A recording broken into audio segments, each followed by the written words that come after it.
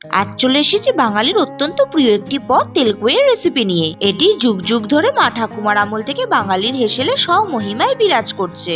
এপার বাংলার পাশাপাশি ওপারেও সমান কদর কই মাছের এই পদটির।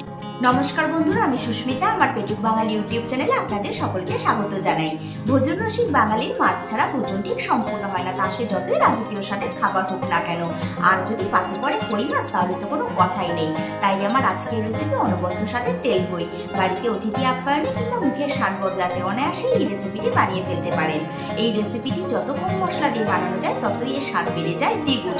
বাড়িতে থাকা সামান্য উপকরণ দিয়েই আপনি বানিয়ে ফেলতে পারবেন চটজলদি এই তেলকই রেসিপিটি। তাহলে আসুন দেখে নিন আমার আজকের রেসিপিটি। আমার রেসিপিটি ভালো লেগে থাকলে একটি লাইক এবং শেয়ার করে দেবেন আপনাদের ফ্যামিলি এবং ফ্রেন্ডসের মধ্যে, কারণ আপনাদের একটি লাইক আমাকে নতুন ভিডিও বানানোর মোটিভেশন দেয়। আর আমার চ্যানেলে যারা নতুন বন্ধুরা রয়েছে, যারা এখন আমার চ্যানেলটিকে সাবস্ক্রাইব করেননি, তারা আমার চ্যানেলটিকে সাবস্ক্রাইব করে পাশে থাকা বেল আইকনটিকে প্রেস করে দেবেন আমার নতুন ভিডিওর আপডেট সবার আগে পাওয়ার জন্য। তেলকই বানাতে ছোট থেকে মাঝারি সাইজের মাছ নেবেন বন্ধুরা, এতে তেলকইয়ের স্বাদ বেশি ভালো পাওয়া যায়। আমি মাছগুলোকে ভালো করে কেটে ধুয়ে নিয়েছি। আমি এখানে 4টে মাছ নিয়ে নিয়েছি।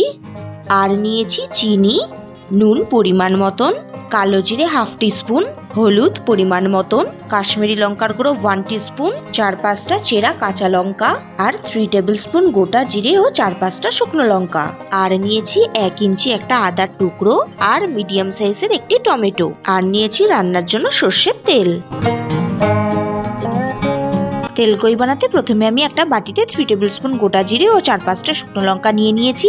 এতে পরিমাণ মতন গরম জল দিয়ে 1 ঘন্টা ভিজিয়ে রাখবো। ফলে জিরেগুলো ভিজে নরম হয়ে যাবে এবং লঙ্কাগুলোর অতিরিক্ত ঝাঁঝও বেরিয়ে যাবে, ফলে পেটের কোনো গন্ডগোল হবে না। তেলকই বানাতে আমি এখানে 4টে মাছ নিয়েছি।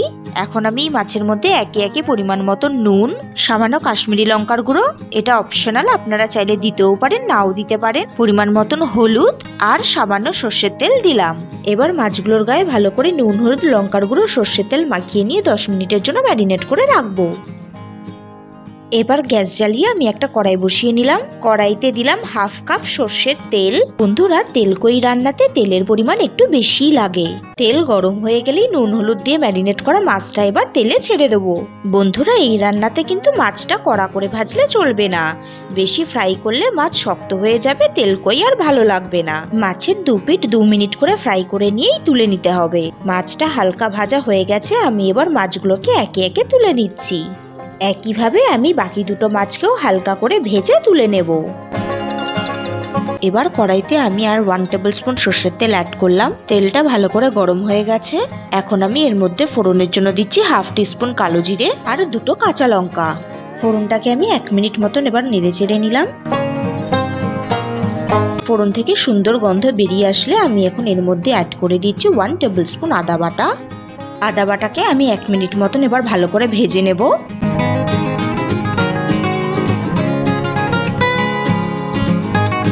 এখন আমি এর মধ্যে অ্যাড করব মিডিয়াম সাইজের একটা টমেটোর পিউরি।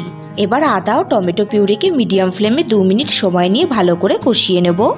একটা জিনিস লক্ষ্য করবেন বন্ধুরা, আমি কিন্তু এই রেসিপিতে কোনো গুঁড়ো মশলা ব্যবহার করিনি।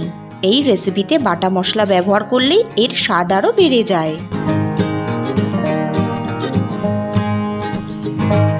এখন আমি আগে থেকে গরম জলে যে গোটা জিরে ও শুকনো লঙ্কা ভিজিয়ে রেখেছিলাম তার পেস্ট বানিয়ে এর মধ্যে অ্যাড করে দিলাম। মিডিয়াম ফ্লেমে আমি এবার মশলাটাকে 2 মিনিট ভালো করে কষিয়ে নেব।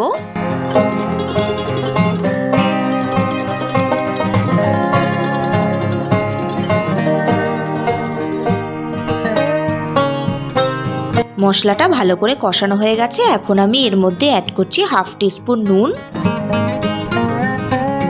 1/2 টিস্পুন হলুদ গুঁড়ো,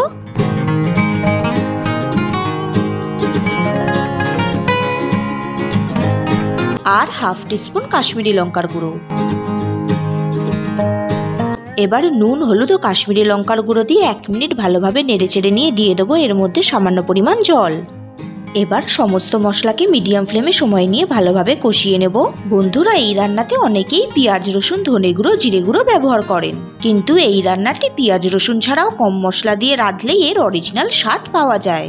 তাই আমি বলবো পেঁয়াজ রসুন ও গুঁড়ো মশলা ছাড়া বাটা মশলায় একবার এটি রেঁধে দেখুন, এর স্বাদ আপনাদের মুখে লেগে থাকবে। দেখুন বন্ধুরা, মশলা থেকে কি সুন্দর তেল ছেড়ে দিয়েছে। আসলে আমরা যতই গুঁড়ো মশলা ব্যবহার করি না কেন, বাটা মশলা রান্নার স্বাদকে একটা অন্য মাত্রায় নিয়ে যায়। আমি 5 মিনিট ধরে মিডিয়াম ফ্লেমে সুন্দরভাবে মশলাটাকে কষিয়ে নিয়েছি। এখন আমি এর মধ্যে অ্যাড করছি পরিমাণ মতন জল দিয়ে এবার আমি 1 মিনিট নেড়ে চেড়ে নিলাম।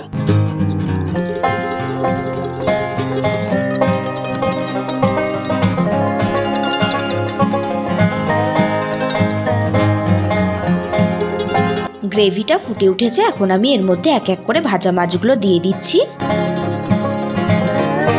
1 মিনিট বাদে আমি এবার মাছগুলোকে এক এক করে উল্টে দেব।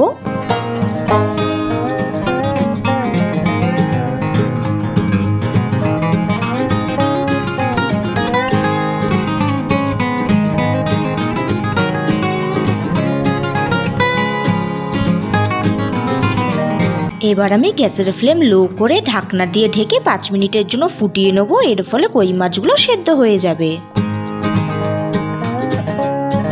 ফিরে এলাম 5 মিনিট বাদে। এবার আমি ঢাকনা খুলে মাছটাকে আলতো হাতে একবার ভালোভাবে নেড়ে চেড়ে নেব। খুব সাবধানে মাছটা এই সময় নাড়তে হবে যাতে মাছটা ভেঙে না যায়।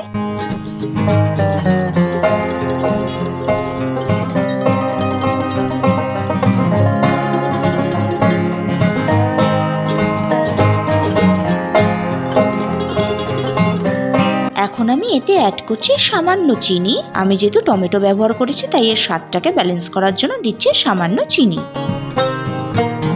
চিনি দিয়ে আমি এবার একটু নেড়ে চেড়ে নিলাম। দেখুন তেলকইয়ের কালারটা কি সুন্দর এসেছে।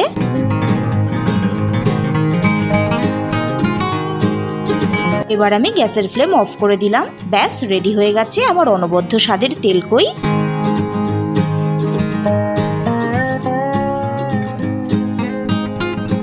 আমি এবার এটাকে একটা প্লেটে সার্ভ করে নেব।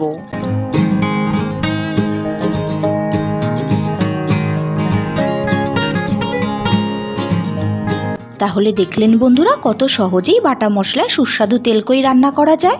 আপনারাও তাহলে এইভাবে তেলকই রেঁধে ফেলুন আর দুপুরের লাঞ্চে গরম গরম ধোয়া ওঠা ভাতের সাথে উপভোগ করুন। আমরা বাঙালিরা প্রায় সব ধরনের মাছই পছন্দ করি, তবে তার মধ্যে কই মাছ হলো অন্যতম। কই মাছ পছন্দ করে না এমন মানুষ খুব কমই দেখা যায়। কই মাছের যে কোনো পদই বেশ সুস্বাদু লাগে খেতে, কারণ কই মাছের একটা নিজস্ব সূক্ষ্ম গন্ধ ও টেক্সচার আছে যা যে কোনো পদকে করে তোলে অনন্য। তাই টাটকা কই মাছ দিয়ে ছুটির দিনের লাঞ্চে একবার শুধু এই পদ্ধতিতে তেলকই রান্না করে পরিবেশন করে দেখুন। বাড়ির ক্ষুদে থেকে বুড়ো সবাই চেটেপুটে খাবে, জিভে জল আনা এই পদ। ভিডিওটি শেষ পর্যন্ত দেখার জন্য অসংখ্য ধন্যবাদ। আমার আজকের রেসিপিটি আপনাদের কেমন লাগলো আমাকে কমেন্ট করে অবশ্যই জানাবেন বন্ধুরা। তাহলে আজকের মতো এই পর্যন্ত, দেখা হচ্ছে আরো একটি নতুন রেসিপি নিয়ে।